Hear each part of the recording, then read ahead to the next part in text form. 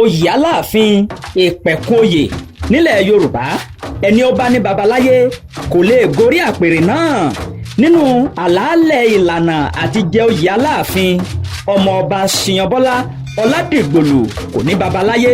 Lónìí èmi ò ní ìtàn púpọ̀ láti sọ bóyá yí pé kí n lè di Aláàfin tuntun, ṣùgbọ́n mo jẹ́ ojúlówó ọmọ ọkọ Aláàfin tó jẹ́ 40 Aláàfin níye. Àwọn baba ńlá baba mi 5 ọ̀tọ̀ọ̀tọ̀ ni wọ́n sì ti gorí àpèrè oyè Aláàfin.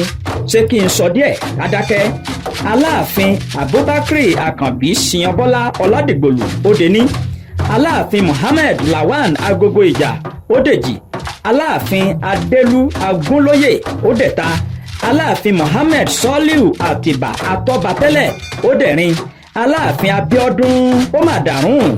Tí àwọn baba ńlá baba mi 5 ọ̀tọ̀ọ̀tọ̀ tí wọ́n bá lè gorí àpèrè Aláàfin, kí ni wọ́n tún máa wá káàkiri níbi ìtàn èké? Èmi kúrò nínú aṣọ ìtàn èké nítorí kí n lè jẹ oyè. Ta ló wá yẹ lóyè bí kì í bá ṣèmi? Ẹgbẹ́ kìíní yìí wá, èmi ló kàn. Ẹ má fàkókò ṣòfò, ẹ dé adé fún ọmọ ọba tí adé yẹ. Nínú gbogbo àmúyẹ àti àwòmọ́, mo yẹ lóyè.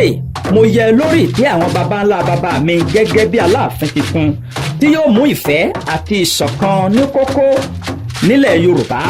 Kódà àwọn alálẹ̀ wọn ti dé mi ládé gẹ́gẹ́ bí Aláàfin tuntun ní ọjọ́ 11 lẹ́yìn ìgbà tí Aláàfin Adéyẹmí wàjà.